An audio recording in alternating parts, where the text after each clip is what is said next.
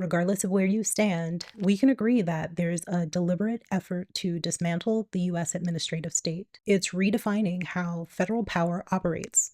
There's a clear focus on empowering political appointees over civil servants. Think of how they stripped power from independent regulatory agencies, rolling back healthcare regulations, executive actions targeting universities, the press, and law firms. Now we're at Alligator Auschwitz and they're selling merch. They've done all that and more in under 6 months. Hi, I'm Kina. I talk about hard things with a soft voice.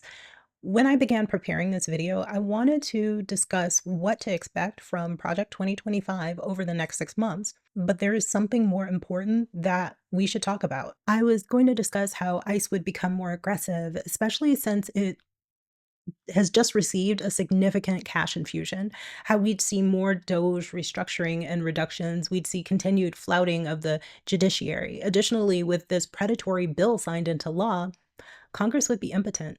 As I outlined my ideas, I realized that they weren't helpful. You've had the whole weekend to recover from 47's bill passing. Here I am outlining a video that would shock your system, which is already overwhelmed. Where we are right now, I realize it's up to regular folks, people like you, me, and your friends and neighbors. We must take action, and the changes we want to see will take a considerable amount of time. I know it feels impossible. I've been trying to figure out what I can do as an American living abroad. Frankly, the US needs a general strike. The people we called essential workers stepping away all at once would shock the system. These folks would absolutely need to be a part of a mutual aid group. I hope that our community leaders are already working on that. I've joined the People's Sick Day. Please let me know if there are any other organizations I should consider joining virtually. As someone who works for herself and can't join the protests, it can feel like I'm not doing anything to help. If you feel like this, by the end of this video, you will understand the tiny things that we can do to make an impact. As usual, I've linked the resources I used to make this video in the description. If you're looking for lighter topics from me, check out my other channel, Rico. There, I talk about what it's like to live abroad. Right now is fiesta season, and I've committed to showing you a new fiesta each week. On a side note, this bill may not have passed if some of the older House members had passed the torch before passing on. Since March, 3 Democratic House members have become ancestors. They were each 70 years old or older. It's a reminder that we need to primary these people, regardless of the good that they've done in the past. We need individuals who have the stamina to do what needs to be done. The folks that we have in charge right now are making a deliberate effort to break things. The phrase dismantle the administrative state is not an exaggeration. It's the blueprint. The White House Office of Management and Budget, OMB, is enforcing commander's intent. We've already seen it in action. Executive orders that ended programs Americans depend on. New EPA rules streamline project approvals, rolling back environmental policies, the gutting of federal programs that keep people safe. Thousands of non-career positions being filled with people aligned with 47's agenda. This is about speed and control. It's reshaping government to reflect one vision, Project 2025. One area where things have changed dramatically is immigration. According to the libertarian think tank, the Cato Institute, out of 204,000 people booked into detention, 65% had no criminal convictions. They said it was only supposed to be the criminals. When the crime is being different, almost everyone is a criminal. Without due process, expect ICE to keep up with their shenanigans, arresting more non-criminals, just as White House Deputy Chief of Staff Stephen Miller directed them to back in May, when he instructed them to start arresting at workplaces like the Home Depot and 7-Eleven. Generally, I only say 47, but this bill that he just signed, I will call the Trump bill. The Trump bill gives ICE a cash infusion. Couple that with the Supreme Court lifting pauses on the birthright citizenship executive order. So now it can proceed in some parts of the country. Expect ICE to do more. Miller wants the US to have 100 million Americans. We have 340 million right now. Of the 340 million Americans, none are immigrants. Also, he says he'd be happy that the people left resembled him. This mindset will impact everyone. Everything that is happening now is a test of our empathy. The folks in charge are checking how numb we are. The goal is to reduce our sensitivity. I knew it was working on me when I saw the floods in Texas. My husband told me what happened and where it was. I immediately knew who it affected. I didn't care. I couldn't even give them thoughts and prayers. Once I realized what was happening, I reminded myself that feeling that way gives me something in common with Stephen Miller, and that won't do. It's easy not to care, to feel hopeless, like you're losing yourself in what's happening all around you.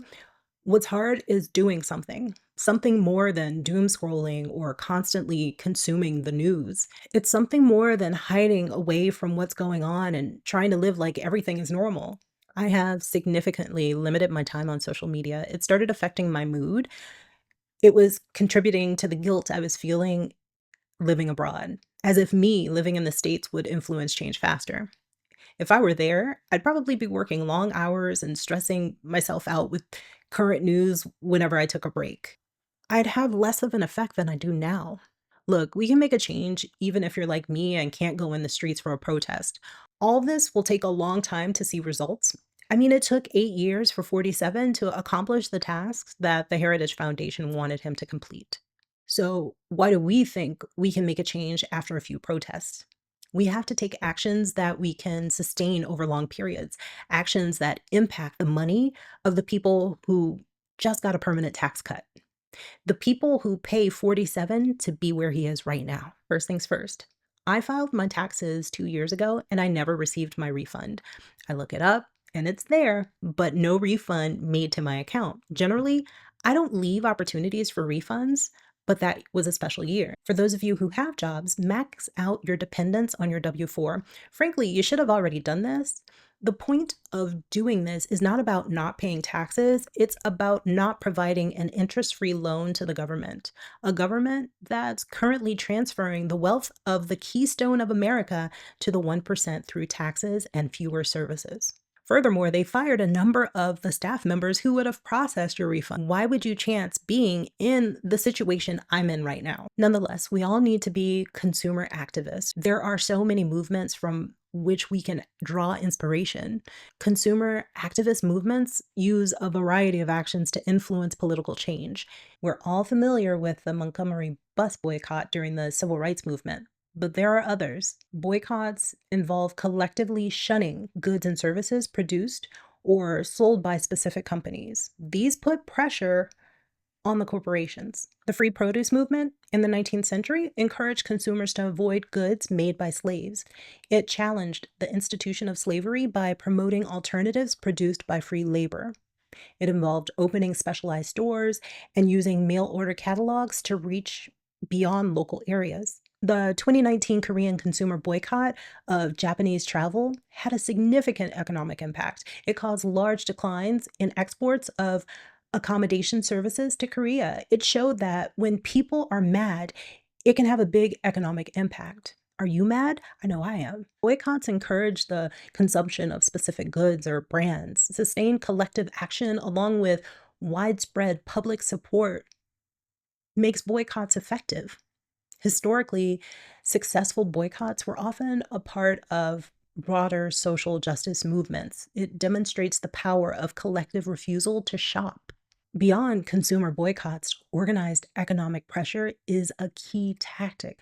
The Natchez model involved using boycotts to force white elites to negotiate with Black communities. Black communities aim to achieve financial independence through initiatives like Buy Black. The United League of Marshall County successfully used an economic boycott to pressure white businesses and city officials. They showed how a boycott is effective against white supremacist intimidation.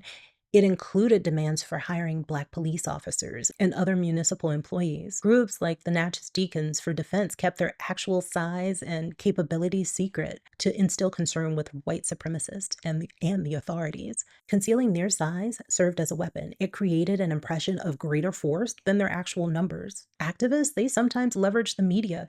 They publicly acknowledged their armed stance to send a clear message to white supremacists. This cloaking helped to actually deter violence. Consumer movements have consistently advocated for government action on issues like rising prices and consumer protections. They have pushed for the creation of advisory boards and departments to represent consumer interests. In Mississippi, demands emerged for Black representation in school desegregation plans and the inclusion of African American history in school curricula. While consumer activism is powerful, it operates within the realm of reality. Modern capitalism's pursuit of growth and profit make it inherently resistant. Corporations can absorb consumer pressure through superficial changes in marketing without changing anything. We can't stop because they hired your favorite influencer. Things like price sensitivity, convenience, and habit influence our choices. We have to move beyond them. Joining mutual aid groups helps those who struggle with prices. Individual actions often address symptoms rather than the root causes of the issues, like inequality. Relying solely on consumer activism alone is not the solution. True change requires engaging with broader structures of power. We have to become a part of the system. To be most effective, consumer activist movements should be a strategy that combines consumer pressure with political mobilization and labor organizing. That approach recognizes that individual purchasing decisions are just one part of a larger strategy. I'm reaching out to the People's Sick Day to see what I can do to help with the development of a general strike. What are you going to be working on? If you've been with me for a while, I mentioned how I'm replacing a lot of the things that I use with alternatives. Right now, I'm migrating off of iCloud to Proton Drive. There is a free version, but the paid options just make sense. I have a NAS at home, so I don't need as much cloud storage as I used to. I will likely move from the free version that I use now to the Proton Unlimited that includes 500 gigs of cloud storage, 15 custom email addresses, VPN, and a password manager. And it's about 10 euros a month. And if you're interested in migrating to Proton 2, there's a link in the video description. If you choose a paid subscription option, I'll receive a gratuity from your order. It was a pleasure chatting with you. My daughter reads what I want to say before I film, and she said that she liked the second half of what I had to say, but the first half was hard to get through. And that's not going to be good for the algorithm. So make sure to share this video with anyone you think needs to know more about alternative forms of civic engagement. I will see you in the comments. Remember to subscribe and watch this. Okay, bye.